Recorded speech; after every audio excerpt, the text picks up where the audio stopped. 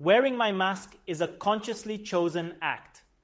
Among other things, it serves to mirror you back to yourself. I want you to see your face in my face.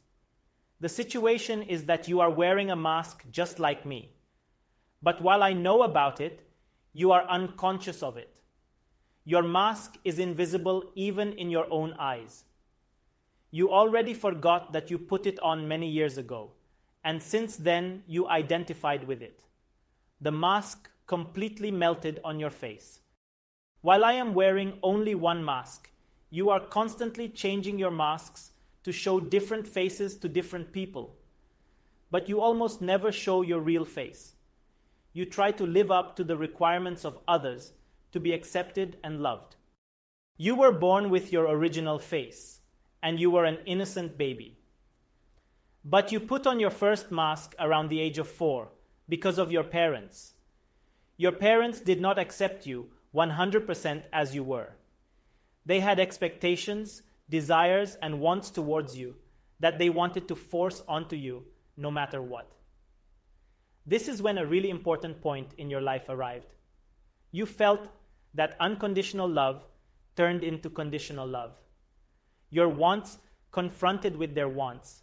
You had a big choice to make. You either choose to follow what you really want and lose their love, or keep their love but renounce yourself. 99% of the people choose the latter option. So you put on a mask that your parents will love. This is where division starts inside you, and the gap between your individuality and your personality gets wider every time you choose to wear a mask. The word personality comes from the Latin word persona, which means mask, or literally to sound through. In ancient dramas, actors always covered their faces with masks, so the audience heard their voices through the masks. This is exactly how you are communicating with the world right now. You threw away your authenticity for the sake of your parents for the first time, and you have been playing this game ever since with the whole world. You perfected this strategy so well that you even forgot about your mask. You totally identified with the act and forgot about yourself. You wear not only one mask, but layers of masks. Behind one mask, there hides another. You have to peel them off one by one, just like the layers of an onion. You will find your personal preferences, your likes, and your dislikes. You will find the repressed emotions of the past, your joys and your sorrows. You will find your patterns of thought, your belief systems, and your ideologies. You will find all the things you think about yourself, your ego. You will find all the things you deny in yourself, your shadow. You will find your character, and finally, you will find your real face, your authentic self, your individuality. This is the last layer of the onion. But if you want to know the truth, just peel off this layer too. In the middle of the onion, you will find nothingness. With nothingness, you find immortality because it can never die. How could nothing ever die? To me, consciousness is not like light. It is more like darkness. Because even when the light dies out, darkness always remains there. You only cover darkness with light, so darkness and light exist at the same time. Just like during the day, you cannot see the dark space because it is covered by the sun. But the dark space is nevertheless there and will stay there forever, even after the sun dies. Behind my mask, you won't find anyone. Behind my mask, there is no person, there is nothingness. I changed my name, I changed my voice, and I changed my face. The personality I created is only a vehicle to carry my message to the world. It is only a play for me in the vast theater of life. But I do not identify with it, because the one who could identify with it does not exist anymore. Can you remember the time before you put on your mask? As a baby, your consciousness is in a state of unconscious oneness. By stepping out of it, something entirely new is born, your personality. This is the sum of all the thoughts you have about yourself. You collect everything that others think about you and make it your own. Not even a tiny fragment of the personality originates from you. Everything was given to you by society. If your life is based on the ego, you are unconsciously living the life of others. If you cannot really be yourself, an ambiguous feeling of missing something will accompany you, which will become stronger and stronger as you approach the end of your life. Many people ask why separation is needed on the spiritual path. Why can't we just remain in the state of oneness forever? Well, it has a number of reasons. First, you can only truly value something that you already lost once. The state of consciousness of a baby is called unconscious oneness because he doesn't know he is in that state. He is totally blind to it, just like a fish misses to see the water it is living in. The personality is what throws you out to the shore, and you begin to suffocate and suffer. You don't even know really what is missing, and with time you can even get used to the suffering. Only when you return to the water do you really realize what it was. Only then can real happiness fill you again. Only then do you remember this long-lost state where everything is all right. You can get to know something truly only through its opposite. Until you haven't met sickness, you don't know health either. Until you haven't suffered in pain, you don't know pleasure either. Until you haven't lost yourself, you cannot find yourself either. Second, the personality is necessary for the elevation of consciousness. From the state of unconscious oneness, it is impossible to jump straight to conscious oneness. Conscious separation is the hard but necessary step you have to take. You already know that you exist, you gained self-awareness, but you feel separated from the world. Most people live and then also die in this stage. If you don't step up to the next stage of conscious oneness, you can't reach your full potential. Many spiritual people try to fight against the ego to conquer it and attain enlightenment. This kind of attitude comes from the ego itself. It is impossible and unnecessary to fight against the ego. Why would you want to destroy something that doesn't even exist? If you fight a demon of your fantasies, it will just make it stronger and more real. You invent an illusory war in your head, where the good and the bad fight for your soul. This duality is just a trick of the mind. You are neither bad nor good, you simply are. Your mind is always in duality, but you are always one. If you step outside to the sun, its rays will cast your shadow on the ground. The sun is constantly shining up there, gives life to all plants and animals, and shines on everything and everybody. The sun symbolizes the one consciousness that is everywhere and is in everything. This one consciousness casts a shadow on your mind and creates your ego in a similar way. But if you are constantly looking at the ground, you only see your shadow and miss the sun. But without the sun, there would be no shadow and nobody to look at it. Behind your tiny shadow and behind the shadow of everybody else too, there is the same sun. Everybody's body is unique, and so is everybody's shadow. Everybody's mind is unique, and so is everybody's ego. And as everybody is looking only at his own shadow, everybody thinks he is unique. Nobody bothers to look at the shadow of others. However, the one thing that makes the existence of shadows even possible is the same for everybody. When you start your spiritual path, you constantly hear from others that your ego or your shadow is the enemy. So you try to fight it and get rid of it. But how could you destroy a ghost? You simply reinforce it with your attention. If you pay attention to your ego, that becomes your reality. Your only task is to shift your attention and look up to the sun. Enlightenment is really so simple. It is just a change in your point of view, only a shift in your perception. Before you were looking down, and now you are looking up. Your shadow is still there on the ground, but does it really matter now? Your ego won't disappear, but you will realize that it is just mirroring back the one and only consciousness in a unique way. If you look up to the sun, enlightenment will become your reality. But the ego is afraid of looking into the sun because it can be blinded by the truth.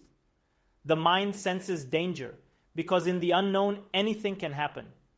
The mind insists on certainty, but your real self thrives on uncertainty. The goal of the mind is survival, and change is against survival because things can always turn worse. The mind likes the status quo.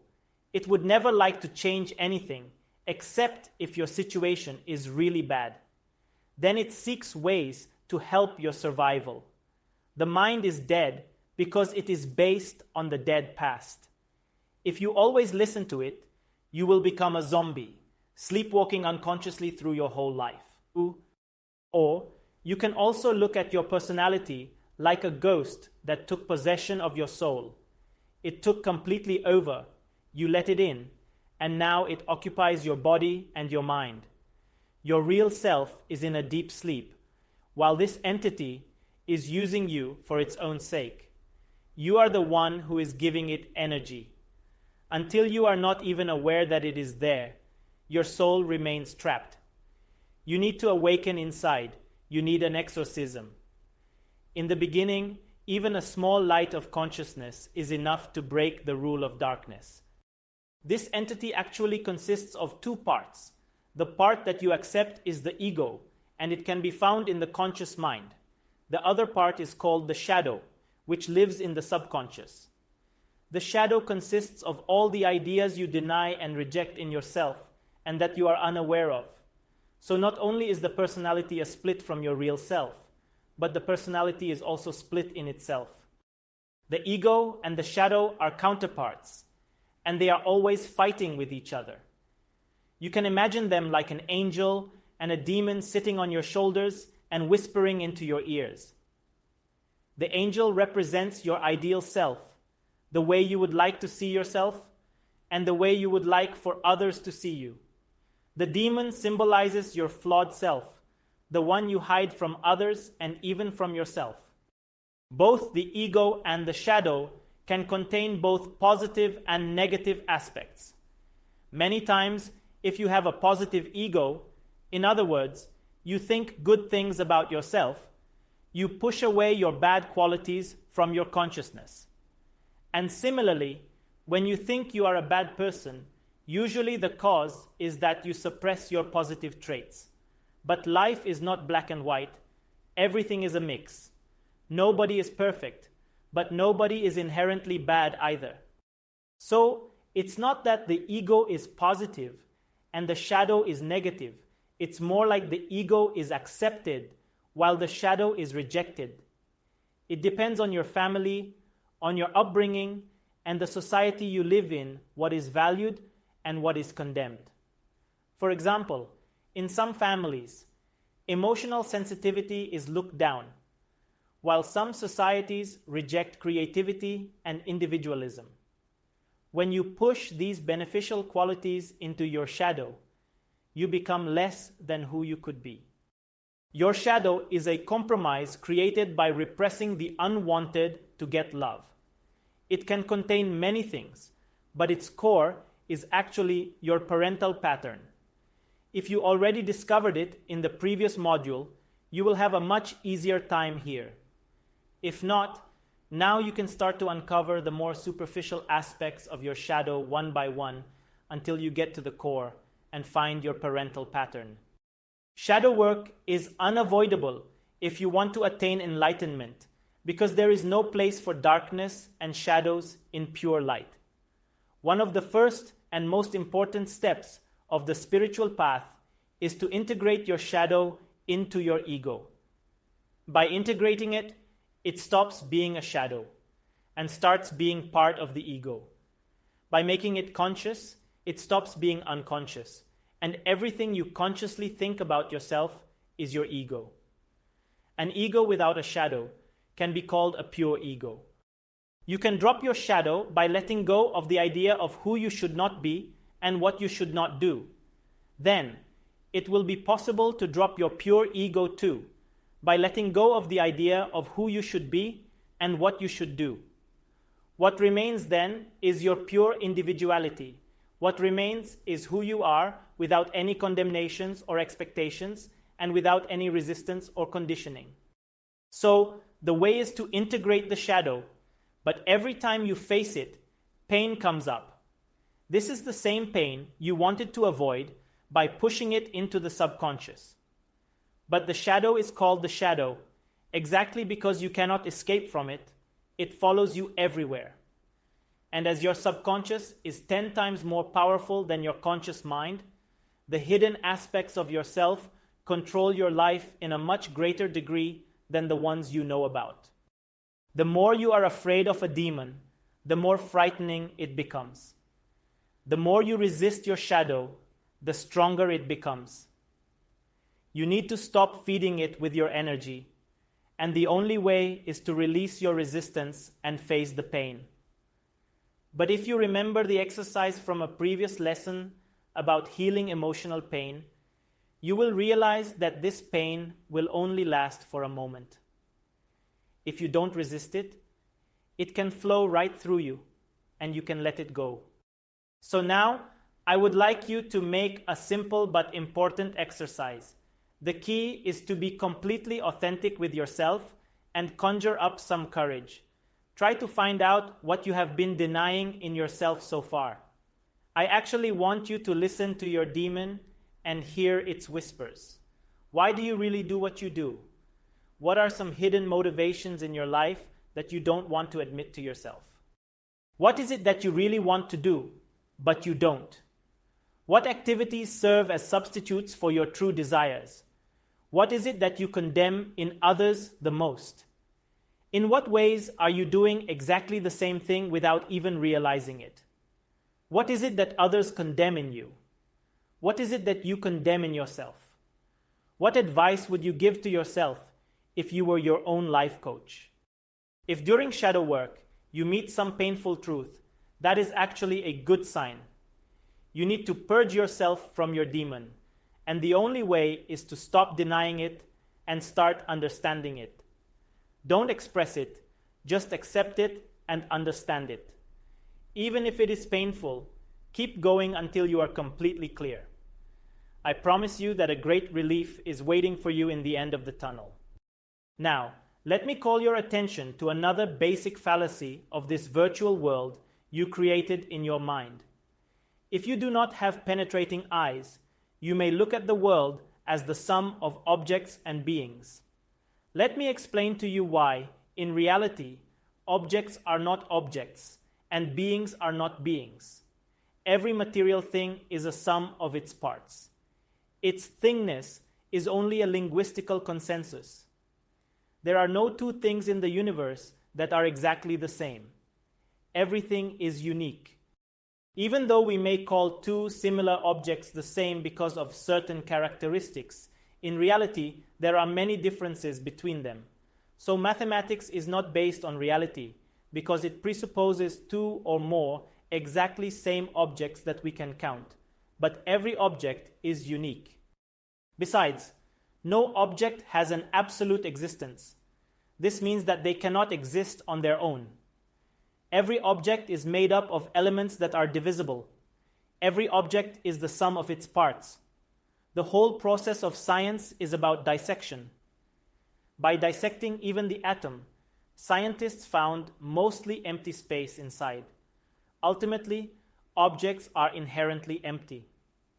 What you experience as an object is a unique combination of empty atoms.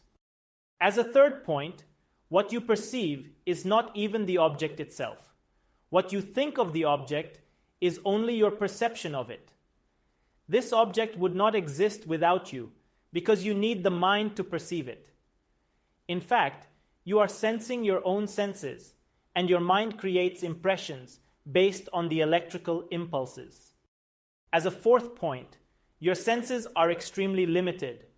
They perceive only 1% of the electromagnetic spectrum.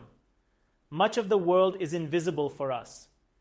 We can perceive only a small amount of these waves, even with special instruments. Moreover, Your mind has an inbuilt mechanism that limits the amount of information that can get to your conscious mind. It automatically reduces the information that it does not deem necessary for survival. To sum up, your mind creates a certain illusion of the world filled with objects and beings. But remember, you only perceive the bodies of plants, animals, and humans. But the picture in your mind about them is like an illusion. You see somebody's body, but this body is also the sum of its components. The body is 100% material and part of the physical universe.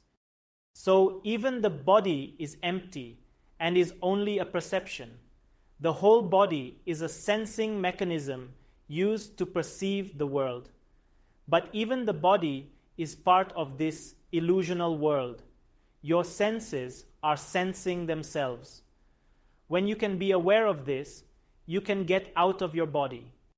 When we factor in time to the equation, the illusion gets even bigger. The superficial mind perceives objects as static and unchanging. It would like to see the world as a given, calculable, and predictable environment, which it can control for the sake of survival. But the reality is just the opposite. Everything manifest in life is in constant movement, just like the surface of the ocean. The manifest is the movement of the unmanifest. The universe is a movement of consciousness. Even if objects seem to be static in a certain moment, with time everything changes. Nothing is, everything is becoming. As the parts of the objects change, so does the object itself. Sometimes it takes seconds, sometimes days, sometimes years or eons for our limited perception to recognize the change. But the change is happening from moment to moment. It is a totally futile effort of the mind to try to avoid change. It just creates frustration and nothing else. When there is change, there has to be uncertainty too. Every current event depends on an innumerable amount of past events, not just one or two. There is a complete and immediate connection between everything in this oceanic energy field that we perceive as the world. There are no distinct, separate causes of events. The whole ocean is needed to create just one tiny wave. On a certain level, everything is the cause of everything else.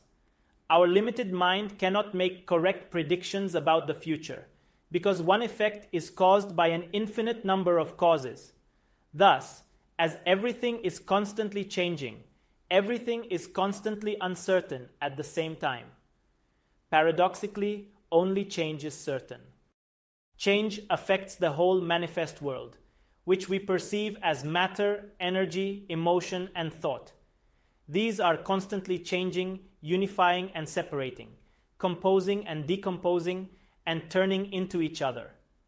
The universe is like the surface of the ocean. It is a holy play.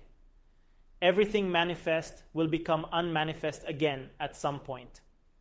As the body is part of the physical world, its inevitable destiny is to decompose too. You probably look at yourself as static now. You see yourself as an image, when in reality you are more like a video. When you look at old pictures of yourself, you are amazed how much you changed with time. In fact, every cell in the body is replaced with a new one every 7 years. This correlates with a psychological change as well. But this change is not sudden. It happens from moment to moment. Certainly, emotions also change constantly. Even the name comes from the same root, emotion, in motion. You are certainly aware that your thoughts are also continuously changing. Many meditators complain that they cannot stop the flow of thoughts. Other people speak about the life energy that is in strong correlation with health and well-being. This energy, or chi, or prana, or life force, is also always moving and changing. But did you realize that even your personality is changing? What you thought about yourself at the age of 7, 14, and 21 was not the same, was it? Your personality is also changing from moment to moment. Many self-help books try to teach you how to change your personality consciously. In fact, you are able to change it because you are not your personality. It is just an image about yourself in a given moment. Still, there is a certain connection between all these personalities. There is a thread that makes your life seem as one flow, and which makes your experiences personal. Your personalities are many and different, but the one who witnesses them is one and the same. You are this witness to whom this changing world appears. You are beyond everything that is changing, be it visible or invisible. You are not a changing object, you are beyond objectivity. You are the eternal being that witnesses the change, you are total subjectivity. Your mind can deal with change in different ways in different stages. First, it sees the world as a sum of static objects and beings. It can play its own games of calculating, planning, and trying to keep everything in the status quo. It seeks power, attention, and control, because it deems these necessary for survival. At the second stage, the mind starts to see the reality of the world. It realizes that change is unavoidable. It cannot accomplish every plan. Uncertainty is common, and its power is limited. It starts a battle between fear and hope that may last a lifetime. If someone's intelligence is even higher, the third stage may occur. The mind loses all hope, and it realizes that the struggle for more power, control, certainty, attention, and security is futile. It comprehends that ultimately death is unavoidable. Survival is the meaning and goal of the whole existence of the mind. It is logical and always seeks meaning in everything. But when it faces its own meaninglessness and its inability to survive, it simply commits suicide and disappears. And this is the greatest miracle that can happen to you. You suddenly realize that you are not your mind. Without losing your mind, you cannot be sane. Your sanity comes from your inside, which you cannot see with your mind. With your mind, you can only look outside, but with no mind, you can look inside. You should strive to reach this third stage, because only this will give you peace. There is no such thing as peace of mind. When there is mind, there is strife. When there is no mind, there is peace. The expression peace of mind should be rephrased as peace or mind. You can do many things to reach this stage, but be careful, because everything you do on the first stage, you do it with your mind, and you always have to start from the first stage. The mind does not want to commit suicide, and one way or another it will try to stop your effort. You currently define yourself from the outside based on the world and the past. When the idea of death approaches you, you start trembling. You know that you will lose all outer points of reference. Who are you besides your name, your body, and your life story? Besides anything you ever felt, thought, or experienced? If you lose everything that defines you, who will you be then? Will you also die? Your personality is built from the outside.